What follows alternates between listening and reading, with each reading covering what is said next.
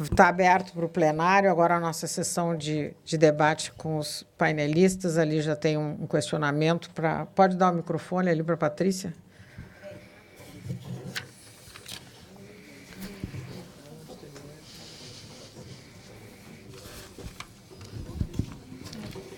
Boa tarde, Vânia. Meu nome é Patrícia. Eu sou a atual presidente da ADI Brasil, Associação Nacional de Pacientes.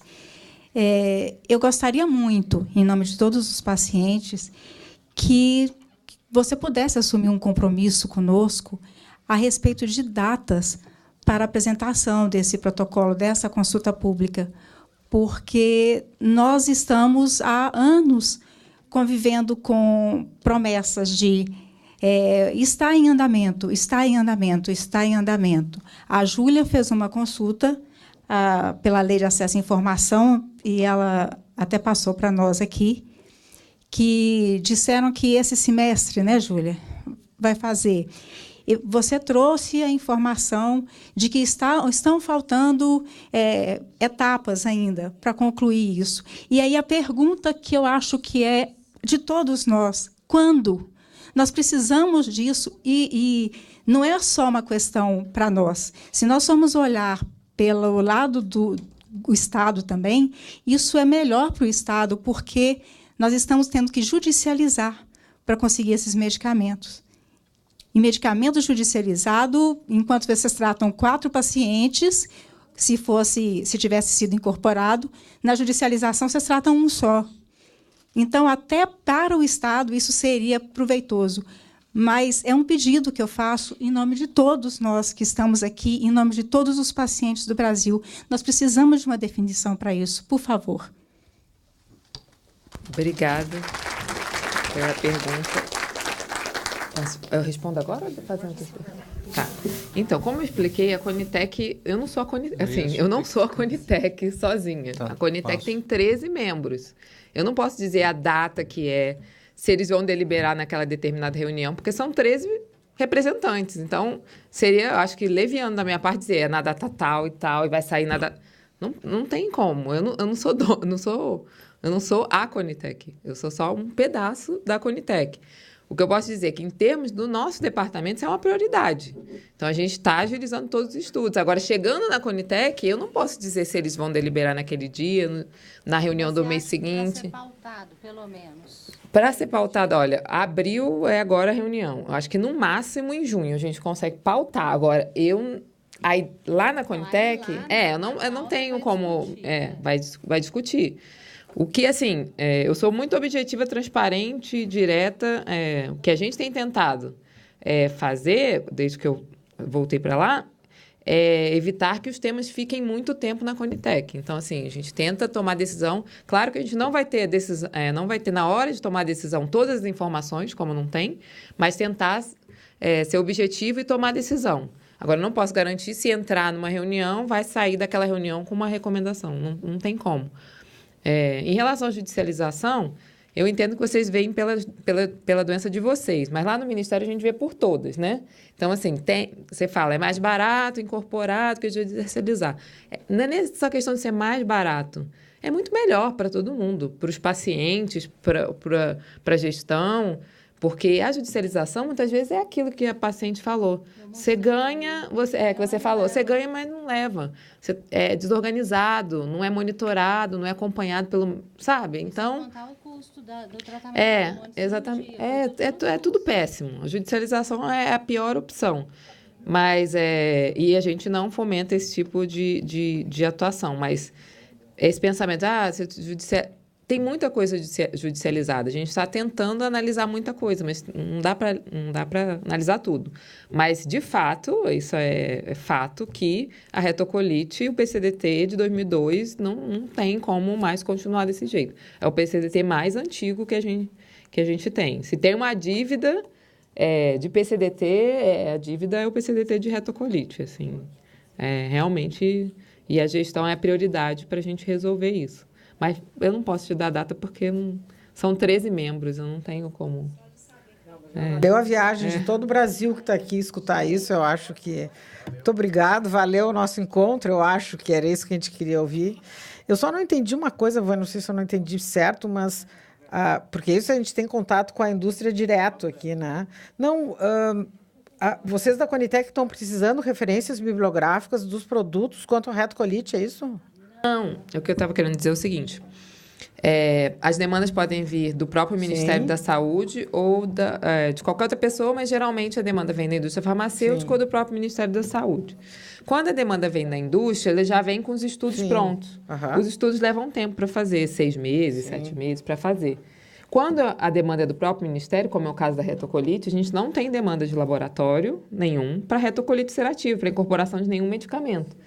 Quem tem que produzir os estudos somos nós mesmos. Então, demora um pouco mais.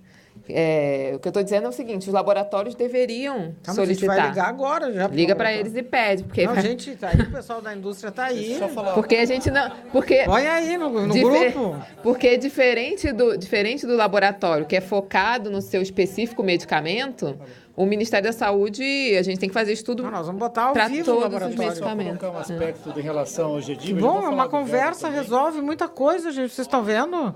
Não, todo mundo vai fazer isso hoje da noite. Deixa eu só te posicionar um aspecto que a gente tem feito no GDIB em relação à Comissão de Medicamentos. A nossa ideia, e a gente, enquanto médico, também não tem perna para fazer um protocolo desse, como farmacoefetividade. Então, o que é a nossa ideia? Nós estamos nos associando à indústria, eles estão elaborando isso, e o GDIB está fazendo uma revisão em cima disso com o olhar médico, com o olhar dos prescritores. A ideia é que isso seja submetido para vocês. Então, se precisar dessa interlocução, eu já coloco o GDIB à disposição de vocês e a gente tem isso pronto. Entendi. Mas é porque, assim, infliximab, adalimumab, golimumab, vedolizumab, os laboratórios são todos laboratórios multinacionais conhecidos e que sabem fazer os estudos. Nos pedem, por exemplo, pediram para Crohn, podem pedir para retocolite, entendeu? Eles sabem fazer os estudos. Porque o que você está fazendo com eles é um protocolo, né? O GDIB fazer essa submissão. Mais um protocolo não clínico ou a revisão sistemática, custo-efetivo. Então. Pode ser também. A gente recebe demanda de sociedade. Mas o GDIB fazer essa submissão, não a indústria. Tanto faz, qualquer um pode. Qualquer um pode. Não faz diferença. Dois, eu acho bom fazer a indústria e o GDIB. Óbvio, vamos fazer os dois, Rogério. O GDIB e a indústria. Os dois. Gente. Tá? Embora seja de 2012, em 2013 teve uma consulta pública, que não aconteceu nada com ela. Né? A gente ficou sem saber. Nós participamos e não aconteceu nada. E aí o que aconteceu? Novos produtos surgiram, mas existe um engessamento mesmo dos produtos antigos, que funcionam. E que hoje a gente não consegue prescrever a associação, por exemplo, de azatioprina com mesalazina. Você pode dizer assim, mas o processo inflamatório é controlado basicamente pela azatioprina. Mas não existe nenhum trabalho que demonstre que a azatioprina evita o câncer de colo. Então, você tem que fazer 2 tipos de tratamento num paciente só. A prevenção do câncer de colo a longo prazo e mais o controle da atividade da doença. Então, o que a gente observa no PCDT é que ele é muito focado só no controle da atividade. Isso é uma coisa até que depois eu vou falar, mas você não vê o controle da agressividade da doença. Então, o paciente que fez 3, 4 cirurgias, ele vai precisar de um biológico, porque aquilo vai se repetir e os outros remédios não são capazes de segurar. Mas, naquele momento, ele está sem atividade. E, naquele momento, pede-se para se colocar lá na LME todos os indicadores de atividade. E ele não tem atividade. E aí o médico tem que mentir para conseguir o remédio. Então, o que eu quero te dizer, a minha pergunta basicamente independente da incorporação que eu acho que você está falando que vai existir, em função de um dossiê que vai ser montado, com todos os estudos clínicos que mostram uma superioridade, uma eficácia, enfim, qual é o lugar que efetivamente esses medicamentos atuam e a questão da custo-efetividade, também tem que ser revisto todos que já existem lá. Porque hoje a dispensação é totalmente errônea, em termos de dose, de o fato de ser um via oral e outro via retal, que eles se complementam e ter eficácia, que talvez não precise ir para um biológico. Entendeu? Então, A minha pergunta é nesse sentido. Na hora que vocês fazem a revisão do protocolo, vocês efetivamente revêem isso tudo baseado nos novos estudos clínicos ou só efetivamente vem a questão da incorporação? A gente faz a revisão do protocolo, a gente analisa não só os medicamentos que são incorporados, mas os antigos também. Todas as evidências novas dos antigos, até se precisar retirar, ou trocar, alterar a forma de utilizar, a gente analisa.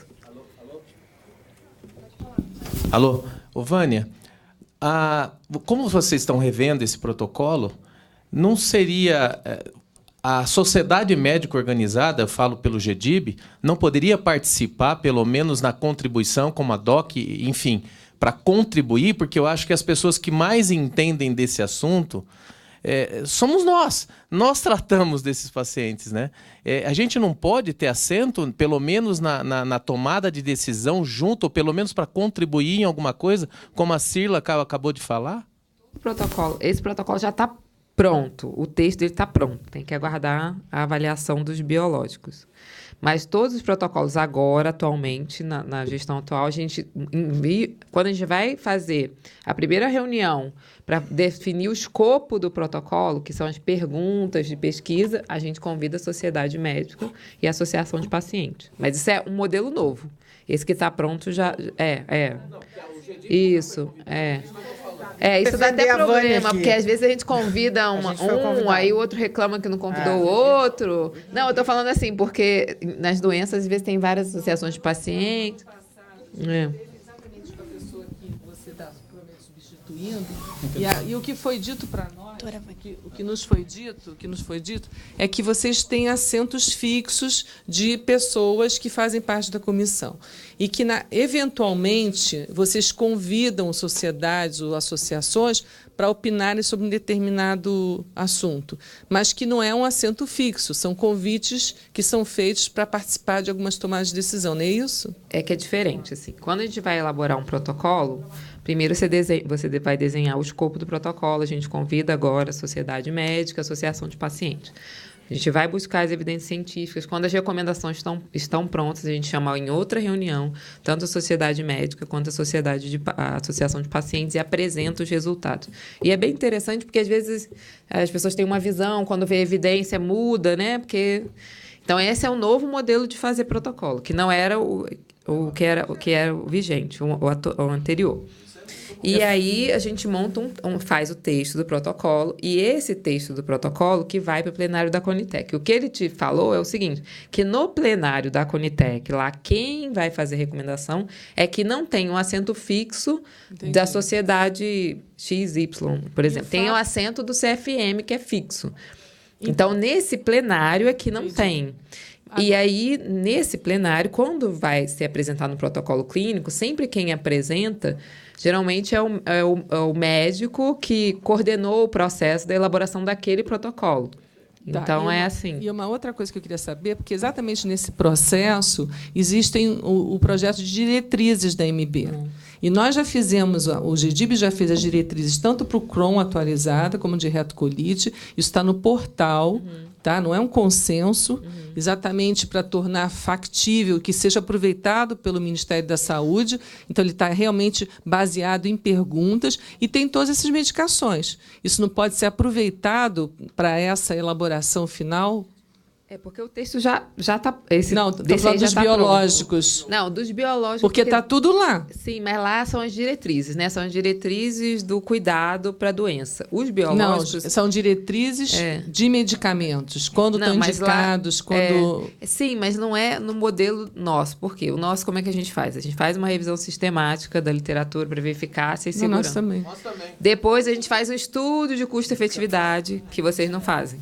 Porque a gente tem que fazer na perspectiva do SUS. Aí depois a gente faz impacto orçamentário. Então, a parte de vocês é a primeira parte. Que, claro, que vai ter provavelmente os mesmos resultados que o nosso. A gente o método é o mesmo, o método vai dar... Não, mas a questão é de método. O método o método de ATS não faz diferença se a pessoa é treinada, não faz diferença se ela é médica ou se ela não é. Ela vai buscar as evidências científicas. É porque não é diferente, assim, não é experiência pessoal. Ô, Vânia, eu tenho uma pergunta aqui.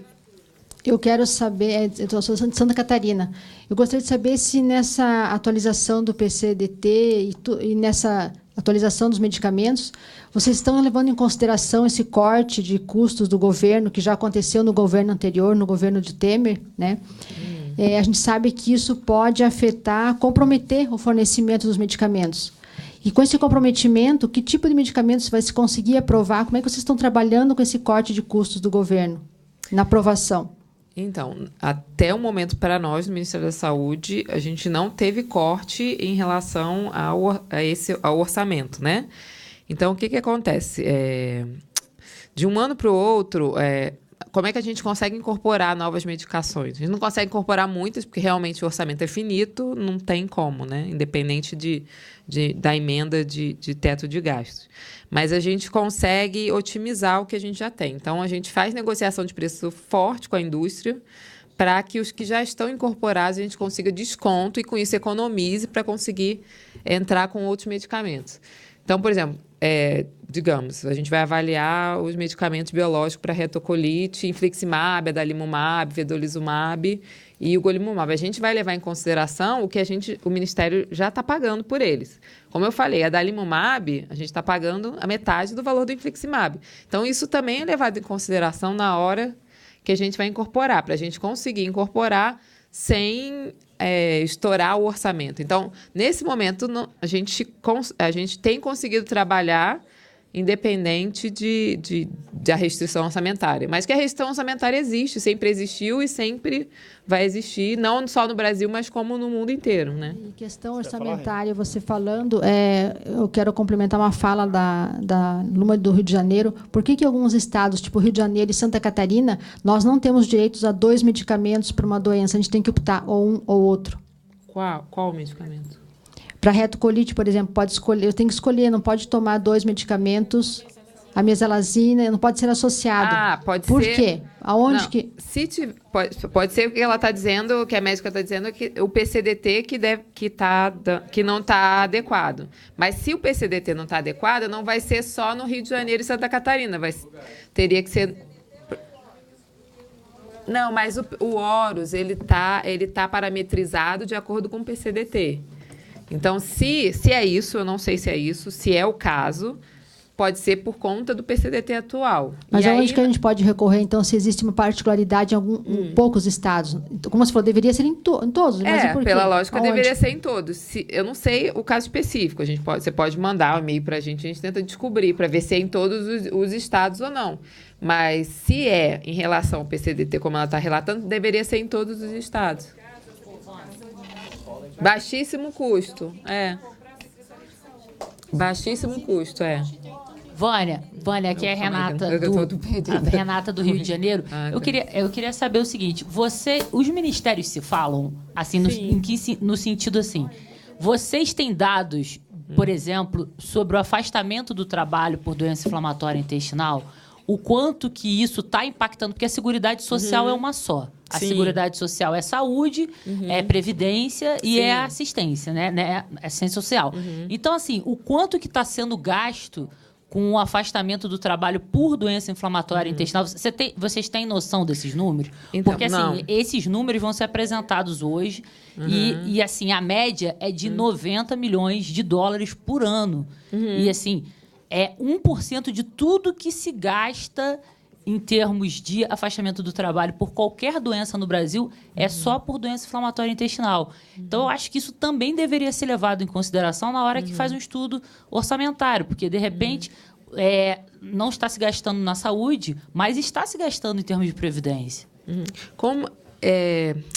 A gente optou, como outras agências de ATS no mundo inteiro, em não colocar esses dados dentro dos estudos de custo-efetividade, porque esses dados são, às vezes, difíceis de coletar, não só para a doença de vocês, mas como para as outras. Então, a metodologia que é usada aqui no Brasil e em outros lugares do mundo geralmente não leva em consideração esses dados de produtividade, apesar da gente saber que é uma doença, a gente leva em consideração em termos teóricos, não na contagem do valor. Que é uma doença que realmente reduz a produtividade, os pacientes deixam de trabalhar. Isso a gente sabe, mas não está contabilizado ali na nossa conta do Ministério da Saúde. Só ver se eu entendi essa colocação que você fez em relação ao vedolizumab. Então, a partir do momento que tem a solicitação, na linha de raciocínio de vocês está o seguinte, você falou os nomes aí, você tem infliximab que te custa X, na falha você pode usar o ADA. Quando a gente pensa que, por exemplo, 1/3 dos pacientes não vão responder a um primeiro biológico, e quando você tem classes diferentes, como é que é possível um medicamento que está chegando novo, ele custar o mesmo para vocês poderem aprovar? Então, o problema é custo. Quer dizer, se eu tenho o vedolizumab que funciona, se eu quiser, por exemplo, usar o vedolizumab no paciente virgem de tratamento, o custo dele precisa ser menor ou igual ao que já tem? É isso que se leva em consideração? É isso que a gente e o mundo inteiro leva em consideração. Não é só o Brasil. Se você for lá no Reino Unido, NICE, que é a agente de referência, ela incorpora desse jeito. Eles não querem também gastar muito mais por algo que tem, nos estudos, eficácia semelhante. Mas a minha pergunta... Se você olha lá fora, o Reino Unido, você não consegue saber quanto que eles pagam. Não, o relatório é tarjado. Okay, no Brasil, assim, esse dado é público. Mas você colocar esse segundo biológico, esse biológico novo, no mesmo valor da falha, por exemplo, você vai pegar um menor, quando você compara infliximab com ADA e o vedo, você vai comparar com o menor, não com o primeiro, necessariamente? Sim, os estudos do vedolizumab não mostram. Ele tem um estudo contra placebo, se eu não me engano, e tem um outro que não mostra superioridade. Então, assim, tem que mostrar... o naive, ele pediu para falha, é contra placebo. Entendeu? Então, assim, a gente sempre vai buscar o menor preço. Isso aí não é para a gente, é para o Brasil, porque a gente tem que buscar o menor preço. O Brasil é o maior comprador de medicamento do mundo, então eles têm que baixar o preço. A gente vai sempre buscar. Se não tem evidência superior, a gente vai ser duro e vai buscar uma redução de preço. Porque é compra centralizada, é pagamento garantido. Então, nenhum país do mundo tem isso, não. Mas a tua referência vai ser esse segundo biológico. A nossa referência vai ser o biológico mais barato que tem eficácia semelhante ao dele. Isso não é para doença de... Eu estou sendo dura, mas assim... É porque a gente precisa ser... É que não tem a cabeça a cabeça, né? Geralmente, eles muitas vezes não fazem cabeça... Agora já tem. Vânia, Vânia, sua xará, sou do Ceará, tá? Faz tempo que eu estou querendo fazer essa pergunta. Quando você fala no vedolizumab, é o medicamento que o meu filho toma. Ele perdeu 32 quilos e estava num Crohn gravíssimo. Poderia ir para uma cirurgia ou perder a vida. Se ele fosse para qualquer um outro, ele poderia complicar com uma tuberculose no pulmão ou no intestino, e a vida dele ia correr o risco altíssimo. Eu passei 4 meses brigando com o plano de saúde. Pelo SUS, eu não conseguiria, porque ele toma há 2 anos. Ele foi um dos primeiros pacientes. Esse medicamento já existe há mais de 10 anos fora do Brasil. Não é aqui que chegou, né? Chegou há pouco tempo. E o meu filho poderia hoje estar morto. Quanto vale para vocês, para o SUS, para o Brasil, a vida de cada um aqui? Quanto é que vale? Quer dizer que vale... O meu filho poderia estar morto hoje se eu não tivesse um plano de saúde, se a minha família inteira não ajudasse a pagar o plano de saúde dele? Ele poderia estar morto, como muitos morreram. A vida do seu filho vale como a vida de todos os brasileiros e dos meus filhos, filhos, não é isso que você está dizendo. Não é isso, porque vocês estão vendo custos. Não, o que eu estou dizendo é que a gente, enquanto gestor, a gente... Veja como se fosse seu filho, se fosse você, se fosse o filho de qualquer deputado. Eu entendo a doença de todo mundo. Eu também tenho doença, meus filhos também têm. Só que, enquanto gestor, você tem que pensar de forma coletiva. É isso que eu quero dizer. Eu não posso pensar de forma... A gente não pode pensar de forma individual. Então, assim... Deixa eu fazer um comentário aqui. Só um pouquinho, não dá para ser assim. Só um minutinho aqui. Vamos que agora a tarde vai pegando fogo. E eu queria fazer meu depoimento pessoal, que eu recebi uma carta da Conitec há 1 mês atrás. A Conitec me pediu sigilo. Eu fiquei surpresa até que a Vânia, que virou nossa parceira, vocês estão vendo, ela é nossa parceira, gente. Eu recebi uma carta da Conitec, meu nome, como presidente da ABCD e como médica, gastroenterologista, para eu me posicionar e dar toda a referência bibliográfica do produto, junto com a indústria. Eu sugeri o GDIB, eu botei o nosso protocolo feito no Brasil, e isso tudo foi enviado. Então, o que a Vânia está explicando é uma realidade nova. essa aproximação com a sociedade, está começando agora, e a gente precisa agradecer para a Vânia, nossa parceira, que está aqui, e certamente vai nos ajudar. E para nos ajudar também, eu vou chamar o deputado federal, olha, eu estou sentindo fantástico, show da vida, o deputado federal Darcy de Matos, de Santa Catarina, Joinville, que também veio para nos dar a nossa força, vai nos ajudar e vai nos dar mais esperança ainda, que está pegando fogo o negócio aqui. Pessoal, com grande alegria e com muito prazer que eu venho aqui, convidado pelo meu povo de Joinville, eu sou de Santa Catarina, e eu sou membro efetivo da Comissão de Legislação e Justiça do Congresso Nacional da Câmara, e quero utilizar toda a minha força, toda a minha experiência como ex-deputado estadual de 3 mandatos, todas as minhas energias para ajudar vocês e, sobretudo, na atuação na área da saúde, que, por esses motivos que vocês acabaram de colocar aqui, não tem preço uma vida, né? Eu acompanho a dificuldade na fila do SUS, de toda a monte, em todas as áreas, é um absurdo, né? Eu tenho esperança que a gente vai, com as reformas, fazer o Brasil voltar a crescer, gerar oportunidade, empregos. Eu tenho essa esperança. Nós temos essa esperança. Nós precisamos acreditar no Brasil. E então eu vim aqui para dizer para vocês que eu vou ajudar, quero ajudar. Nós temos que ver se eu posso protocolar, construir algum projeto de lei que seja importante para vocês, né? Eu percebi que rapidamente que vocês têm dificuldades de medicamentos, de exames, né? Sei que vocês se deslocaram dos estados para vir para cá com dificuldade, estão aqui lutando. E eu como parlamentar e político, às vezes eu fico até envergonhado, porque a responsabilidade de melhorar o Brasil é de todos, mas é mais nossa. Então, esse foi um dos motivos que eu quis vir para Brasília, porque aqui que está o local da mudança. E eu acredito nessa mudança, nesse avanço, né? Porque o poder público é oneroso, é lento, não dá resposta, não resolve as coisas, mas nós temos que acreditar. Então, conte comigo. O pessoal aqui tem o meu contato, meu gabinete é 709. Se vocês tiverem alguma sugestão, 709. Se vocês tiverem, entre na rede. Se vocês tiverem... nós precisamos de ideias. Por exemplo... Apareceu um cara lá na Assembleia Legislativa de Santa Catarina no ano passado, bem rapidinho. Falou: deputado, eu tenho uma doença chamada displasia do fêmur, que o médico pode ali detectar manualmente, e se detectar no momento do nascimento, dá para sanar, né, sem custo quase, sem dor para a criança e tal. E eu fiz esse projeto de lei, aprovamos, e agora eu estou fazendo ele nacional. Porque essa doença, se você não resolver ali, depois quando tiver maior, é caro e a criança vai passar por muitas dores. Então, se tiver algum projeto de lei que a gente possa fazer, vocês precisam me dar a ideia, eu tenho uma equipe, só diz o que vocês querem, eu vou ver se é possível, se é legal, se é constitucional, né? Mérito certamente vai ter, e a gente toca isso. Estou junto com vocês, tá? Porque eu sei das dificuldades, eu usei ônibus... estudei escola pública, andei de ônibus, trabalhei de peão nas fazendas até os 15 anos no Paraná. Eu sofri na pele as dificuldades que o povo brasileiro sofre. Tá bom? Conte comigo, beijo no coração. Muito obrigado.